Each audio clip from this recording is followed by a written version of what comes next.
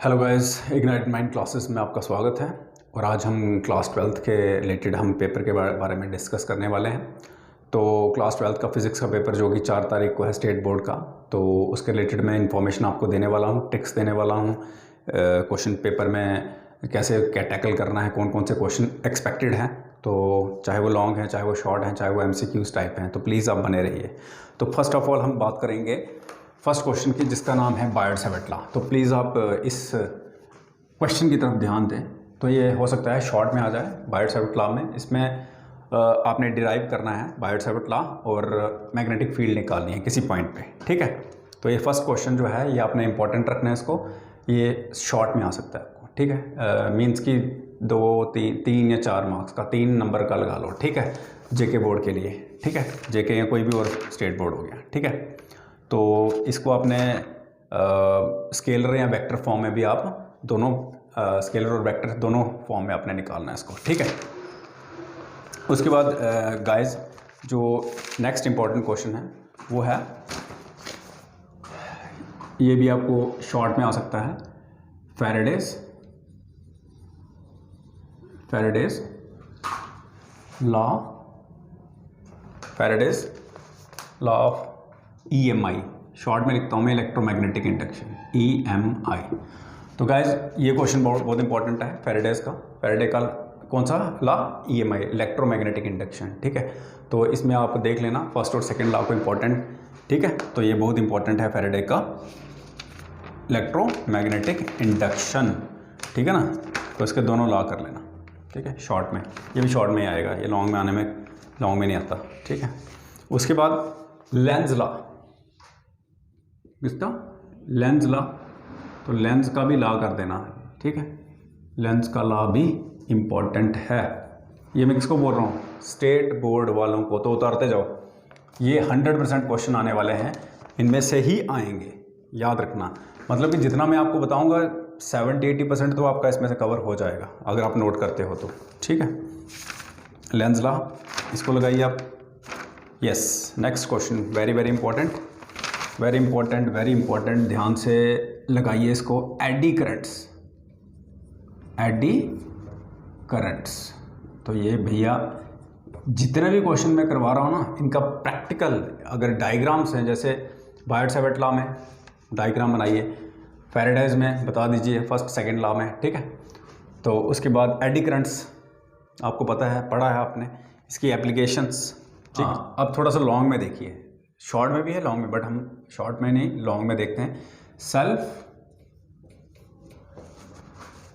Inductance और mutual inductance,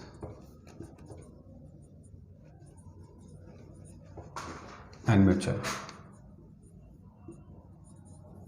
ठीक है।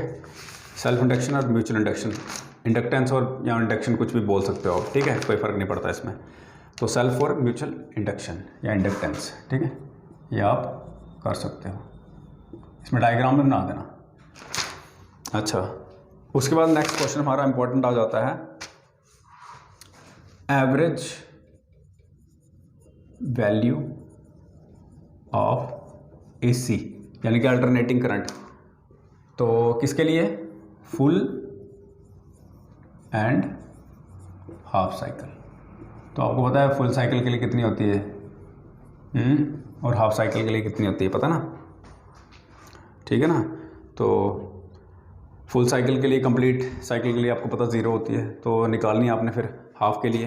तो ध्यान से पढ़ लेना इसको, वेरी वेरी इंपॉर्टेंट है, ठीक है। नेक्स्ट आते हैं हम,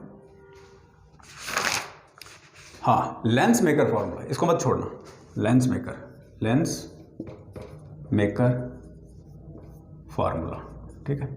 लेंस मेकर फार्मूला, अच्छी तरह लेंस बनाना, क्योंकि जो लेंस है बड़ा ही इंपॉर्टेंट है। हमारी नज़र कमज़ोर हो सकती है अगर हम नहीं डालेंगे इसको, ठीक है। तो इसलिए दोनों की रोशनी, दूर की और पास की, दोनों का ध्यान रखना और अच्छी तरह इसको लेंस मेकर को तैयार कर लेना है। ये भी आपके स्टेट बोर्ड के लिए, कोई भी बोर्ड है, मैं जेके बोर्ड की नहीं बात कर रहा हूँ, कोई भी बोर्ड हो सकता है जिसके लिए इंपॉर्टेंट है, ठीक है। तो ये देख लो। अच्छा, नेक्स्ट है हमारा इंटरफेरेंस एंड इट्स टाइप्स। याद रखना, एक्सप्लेन करना आपने इंटरफेरेंस, ठीक है। एक्सप्लेन इंटरफेरेंस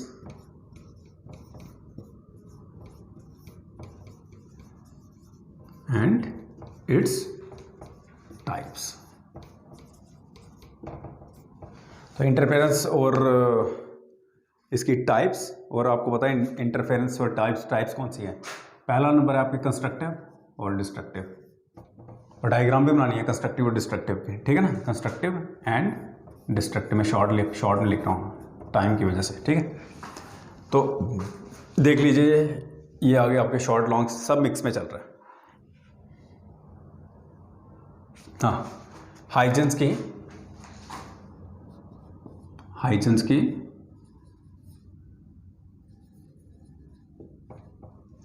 की हमारी थ्योरी है, किसकी?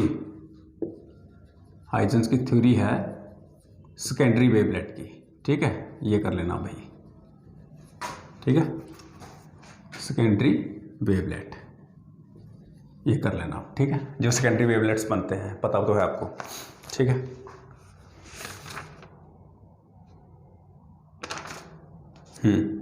नेक्स्ट क्वेश्चन है हाइजेंस का ही है।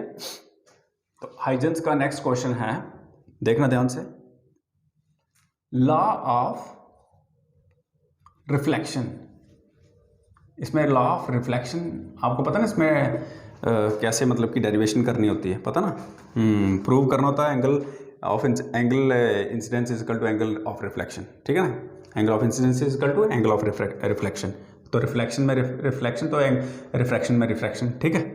तो ये law of reflection and refraction में कंबाइन लिख देता हूँ, ठीक है, दोनों रिफ्रैक्शन, ठीक है, बाय हाइजेंस वेव थ्योरी, ठीक है। इनको प्रूव करना है आपने बाय हाइजेंस वेव थ्योरी, ठीक है ना। जो उसने वेव थ्योरी दी है उसके अकॉर्डिंगली आपने इन लॉज को प्रूव करना है दोनों को, ठीक है, उसकी वेव थ्योरी के मुताबिक। अच्छा, तो आपको पता है कि उसने कैसे बताया था कि जो उसकी वेव थ्योरी के मुताबिक हर पॉइंट जो होता है वेव फ्रंट पे वो एक्ट करता है एक सोर्स ऑफ डिस्टर्बेंस, ठीक है ना। तो इसलिए ये पूरा का पूरा आपने रिफ्लेक्शन और रिफ्रैक्शन दोनों का करना है। अच्छा, नेक्स्ट है हमारा यंग का double slit experiment. Young's double slit experiment,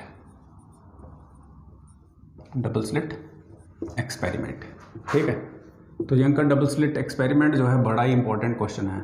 इसमें एक चीज़ याद रखना, यंग का डबल स्लिट एक्सपेरिमेंट की जैसे हम थ्योरी लिखते हैं, ठीक है, थ्योरी प्लस आपने जो डायग्राम डालनी है ना, तो वही वो सिंगल्स वो जो लाइट आ रही है, 2 पॉइंट सोर्सेज बनाए हैं, उसके बाद स्क्रीन बनाई है, ठीक है। तो वो पूरा आपने डालना है, ठीक है। स्क्रीन पर जो हमारी फ्रिंजेस बन रही हैं डार्क ब्राइट, ठीक है ना। तो वो इस टाइप का क्वेश्चन आपने यंग डबल स्लिट एक्सपेरिमेंट में करना है, ठीक है। इसको ध्यान से करना है, ये लॉन्ग में आएगा, ये भी लॉन्ग में आएगा, ये शॉर्ट में आ सकता है, ये शॉर्ट में आ सकता है, लॉन्ग याद रखना है, ठीक है। फ्रिंज विड्थ की एक्सप्रेशन फॉर फ्रिंज विड्थ। अब एक्सप्रेशन जो है, ये एक्सप्रेशन कैसे करनी है, एक्सप्रेशन है ये फ्रिंज विड्थ की, कैसे? अब देखिए इसमें क्या है, 2 चीज़ें बताता हूँ मैं, ठीक है। विड्थ निकालने के लिए पहले आपको क्या करना पड़ेगा, आपको पहले निकालना पाथ डिफरेंस, ठीक है। तो पाथ डिफरेंस निकालने के बाद आपको फ्रिंज की विड्थ निकालनी है, ठीक है। तो पाथ डिफरेंस में आपको पता तो है क्या फार्मूला लगता है, क्या कैसे करना है, क्या यूज़ करना है, ठीक है। तो पहले आपने पाथ डिफरेंस निकालना है, फिर उसके बाद आपने पाथ डिफरेंस निकालने के बाद आपने जो फाइंड आउट करनी है विड्थ इसकी, फ्रिंजेस की, डार्क और ब्राइट की, ठीक है। तो ये चीज़ याद रखना, ठीक है। तो फ्रिंज विड्थ के लिए लॉन्ग में ही आने वाला है, शॉर्ट में नहीं आएगा। हाँ, अगर सिंपल पूछ लिया उन्होंने डार्क और ब्राइट का तो वो शॉर्ट में आ सकता है, ठीक है, याद रखना है स्टेट बोर्ड वाले।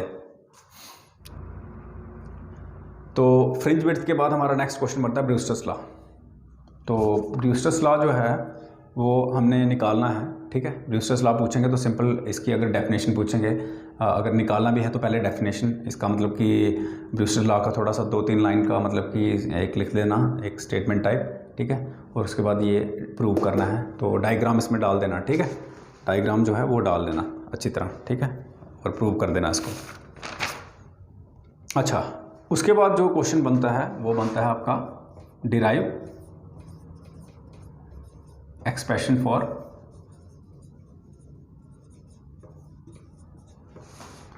Focal length and power of combination of lens. तो स्टूडेंट्स एक्सप्रेशन डिराइव करनी है किसके लिए? फोकल लेंथ के लिए और power of combination of lens. ठीक है, ये भी बहुत ही इंपॉर्टेंट क्वेश्चन है। ठीक है, अच्छा उसके बाद series and parallel combination.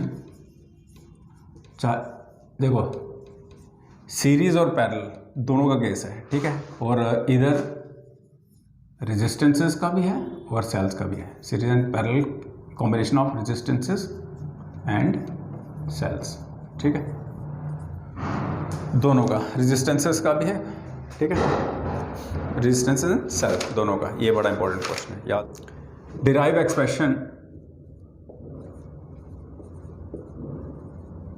Expression for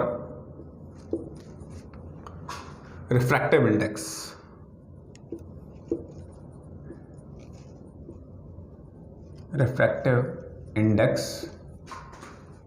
of glass prism. ठीक है, रिलेशन बिटवीन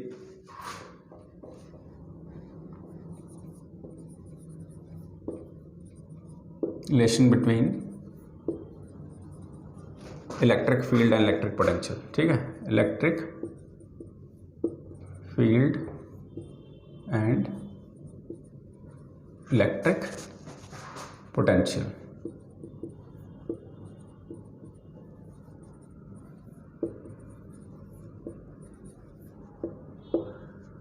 हाँ, ये वाली भी आ सकती है एक्सप्रेशन।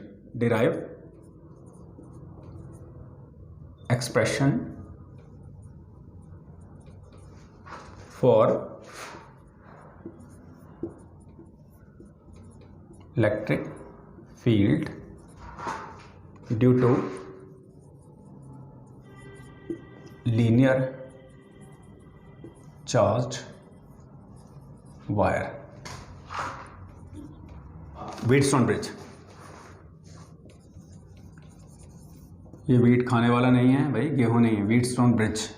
ठीक है, और ये डायग्राम के साथ मैं स्पेशल मेंशन कर देता हूँ, ब्रिज विद डायग्राम। तो डायग्राम अच्छी डालना, मार्क्स फैचिंग होगी।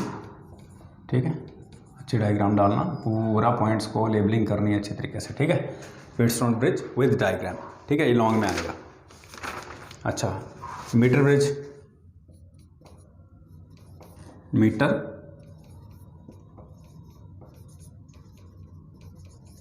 Bridge with diagram. मैं सारे डायग्राम इसलिए लिख रहा हूँ, डायग्राम पर फोकस कर लेना। ये क्वेश्चन आप करके जाओगे तो मुझे लगता है कि 80% आपके क्वेश्चन इसमें से ही आ जाएंगे और 70% आपको अटैम्प्ट करना। 70-80 इसमें से ही शॉर्ट आएंगे, याद रखना। शॉर्ट भी इसमें से ही, लॉन्ग भी इसमें ही। किरचॉफ्स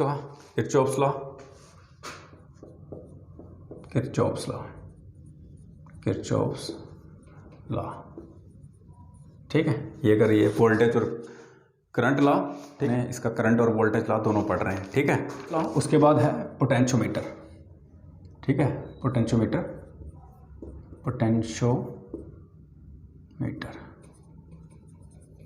ठीक है, और इट्स डायग्राम। ठीक है, तो ये भी इम्पोर्टेंट की कैटेगरी में है। ठीक है,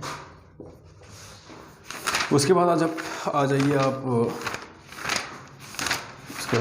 आ जाइए दूसरी पेपर की तरफ, यानी कि दूसरी मटेरियल की तरफ। अच्छा, नेक्स्ट है हमारे पास एम्पेयर का सर्क्यूटल लॉ।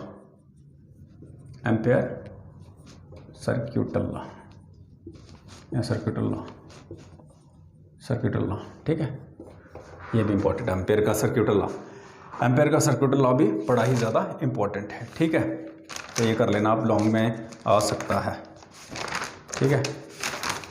उसके बाद आगे आपका एक्सप्रेशन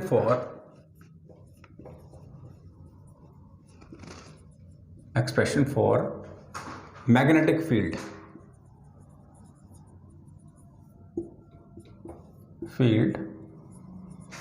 on the axis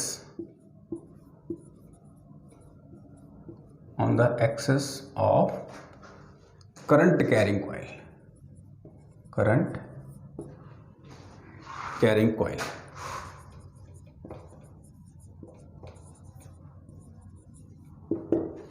तो ये एक्सप्रेशन आपने मतलब कि किसके लिए करनी है, magnetic field, expression for magnetic field किसके लिए, जो मैग्नेटिक फील्ड निकलेगी किसके वजह से, ऑन द एक्सिस, जो एक्सिस है किसकी, करंट कैरिंग कॉइल की जो एक्सिस बनती है उसके ऊपर जो आप पर्टिकुलर पॉइंट पे आपने निकालनी है मैग्नेटिक फील्ड कितनी निकलती है, इसकी वजह से, किसकी वजह से, एक्सिस की वजह से, ठीक है। किसकी एक्सिस की, करंट कैरिंग कॉइल के एक्सिस पे, ठीक है। तो वो मैग्नेटिक फील्ड निकालनी है अपने उसकी एक्सिस पे, ठीक है। तो ये बहुत ही इंपॉर्टेंट, वेरी इसको हम वेरी इंपॉर्टेंट लिखते हैं, ठीक है। वैसे तो सारे इंपॉर्टेंट जो मैं लिखवा रहा हूँ, लेकिन ये बहुत इंपॉर्टेंट है, तो ये लॉन्ग में आएगी, याद रखना। अच्छा, उसके बाद है जो एक क्वेश्चन था, कैपेसिटेंस निकालनी है आपने, किसकी कैपेसिटेंस निकालनी है, question capacitance of a parallel plate, मैं शॉर्ट में लिख देता हूँ parallel plate, PP, parallel plate capacitor मैंने शॉर्ट में लिख दिया, capacitor partially filled with dielectric medium, तो फिल्ड विद कोई भी डाइलेक्ट्रिक मीडियम हो गया, ठीक है, डाइलेक्ट्रिक मीडियम। तो ये आपका क्वेश्चन है, इसमें आपने कैपेसिटेंस निकालनी है, ठीक है। Capacitance of parallel plate capacitor partially किसके साथ फिल है, डाइलेक्ट्रिक मीडियम के साथ, ठीक है।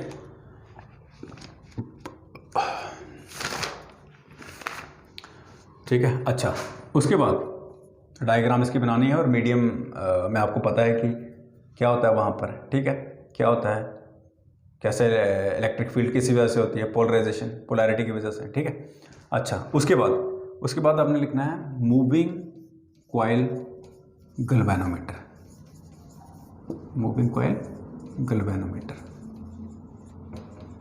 ये भी बहुत इंपॉर्टेंट है, मूविंग कॉइल गैल्वेनोमीटर, ये बहुत ही ज़्यादा इंपॉर्टेंट है। आप आ जाओ RMS value, root mean square value of AC, RMS value of AC, ये दैट इज अल्टरनेटिंग करंट, ठीक है।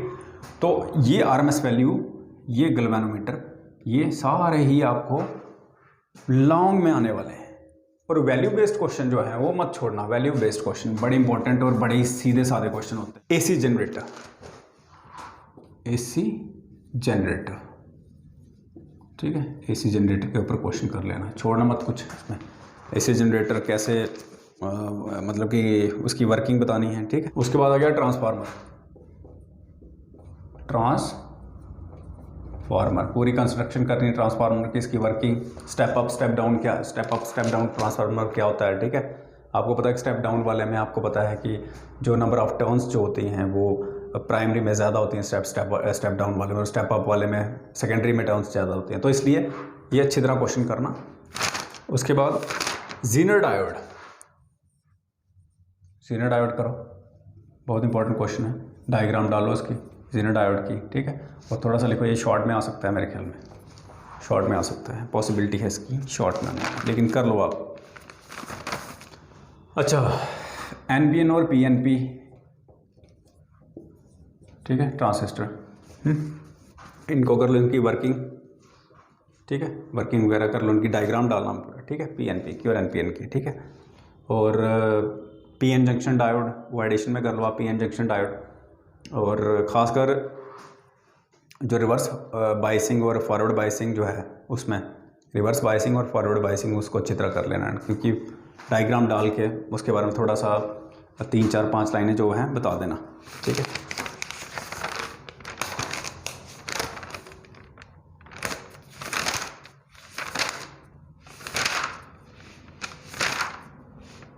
अच्छा, उसके बाद आपका आ जाएगा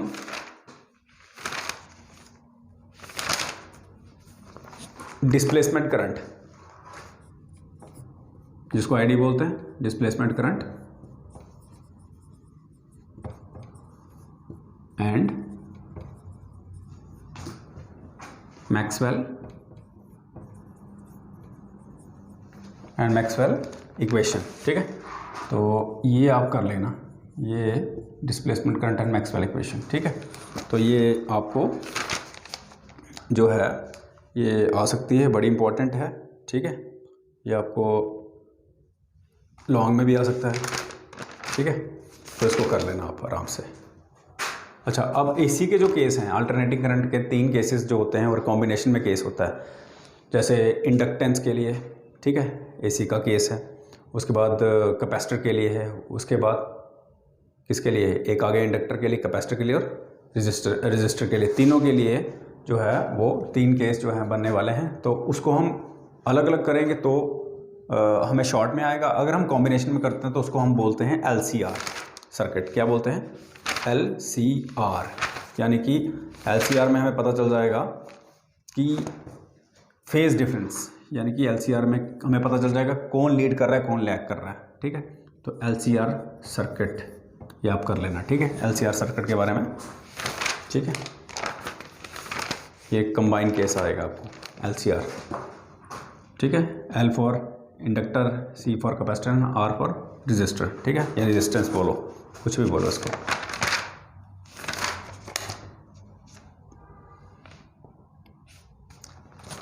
LCR सर्किट लिख देता हूँ मैं। ठीक है, यहाँ पे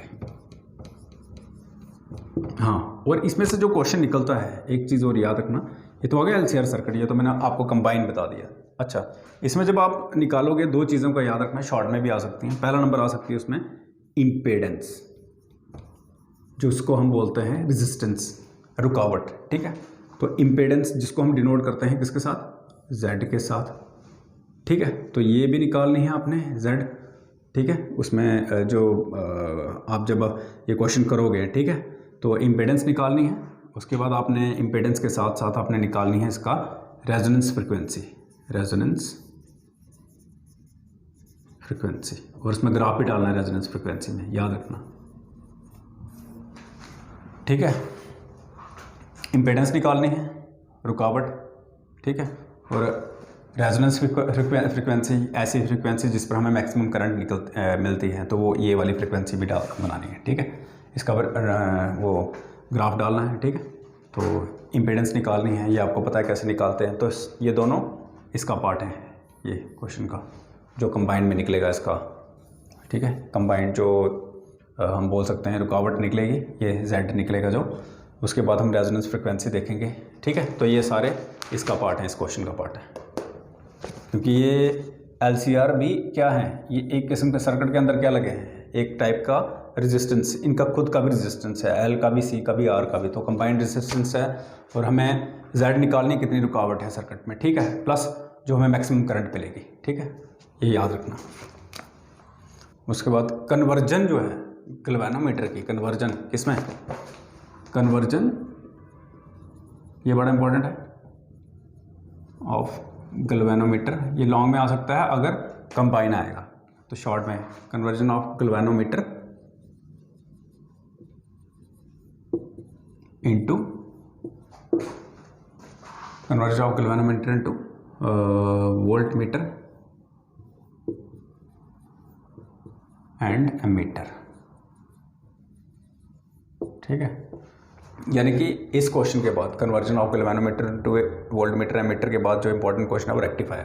तो रेक्टिफायर में आपको पता है हाफ और फुल वेव रेक्टिफायर है। ठीक है, तो जिसमें कि हाफ वेव में हमें पता है कि हमें मतलब कि हाफ वेव के लिए हमें मतलब कि आउटपुट मिल रहा है, यानी कि पॉजिटिव हाफ के लिए हमें आउटपुट मिल रहा है। तो यहाँ पर नेगेटिव और पॉजिटिव हाफ के लिए, दोनों के लिए, नेगेटिव और पॉजिटिव के लिए, दोनों बोथ के लिए हमें मिल रहा है क्या, आउटपुट। ठीक है, बात करेंगे, बहुत ही इंपॉर्टेंट क्वेश्चन एक और है, इलेक्ट्रिक फील्ड, EF मैं शॉर्ट में लिखता हूँ, electric field at an equatorial, electric field at an equatorial point of dipole. ठीक है, तो कहाँ पे इलेक्ट्रिक फील्ड, इसकी वजह से इलेक्ट्रिक फील्ड इक्वेटोरियल पॉइंट, जो इक्वेटोरियल पॉइंट है इसका डाइपोल का। नेक्स्ट क्वेश्चन जो है हमारा इसके साथ मिलता जुलता है, सिर्फ इलेक्ट्रिक फील्ड कॉमन है। अब ये जैसे इक्वेटोरियल पॉइंट पे है तो ये एक्सियल पॉइंट पे है, ठीक है, तो ये दोनों लॉन्ग में आएंगे आपको। अच्छा, ये एक क्वेश्चन, म्यूचुअल इंडक्टेंस ऑफ, ये कई बार आता है और आया भी है, mutual inductance of state board वाले चाहे किसी भी स्टेट के हैं उनके लिए है, और अगर CBSE वाले भी देख लेंगे तो उनको भी यही क्वेश्चन आ जाएगा। Of two long coaxial coils, coaxial coils, ठीक है। तो ये mutual inductance of two long coaxial coils, तो ये ऑफ कैपेसिटर्स। तो कैपेसिटर्स की ग्रुपिंग आपको पता है पैरेलल और किस में होती है, पैरेलल और सीरीज में। तो आपको पता है पैरेलल के केस में उसका आंसर जो है वो सीरीज में आता है, और सीरीज वाला केस जो है उसमें पैरेलल का आंसर आता है, ये याद रखना। क्या कैपेसिटर के केस में हमेशा याद रखना कि जब आप पैरेलल का केस कर रहे हो तो उसका आंसर आएगा सीरीज में, और अगर सीरीज का क्वेश्चन कर रहे हो आंसर क्वेश्चन कर रहे हो तो उसका आंसर आएगा पैरेलल में, याद रखना।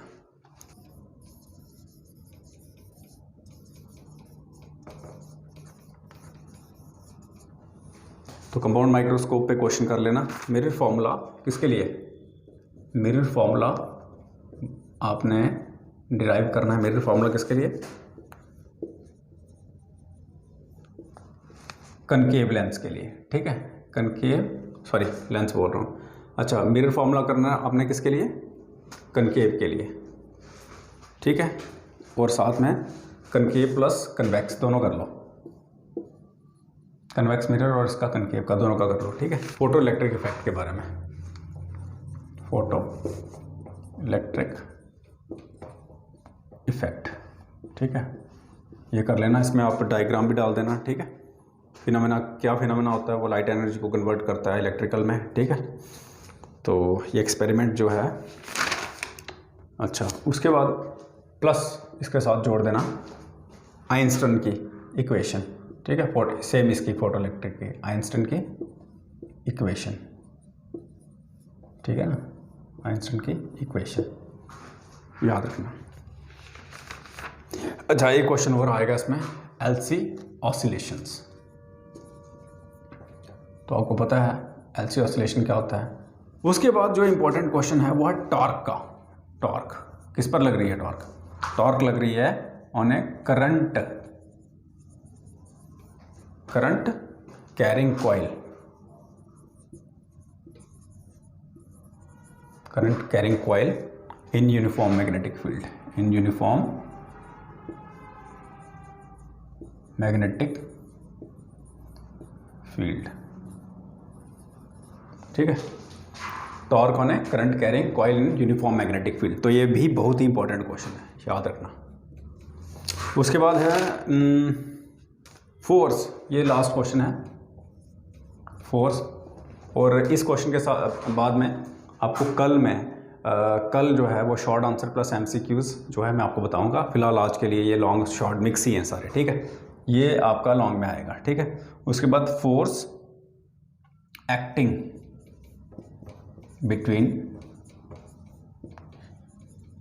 between two parallel to current carrying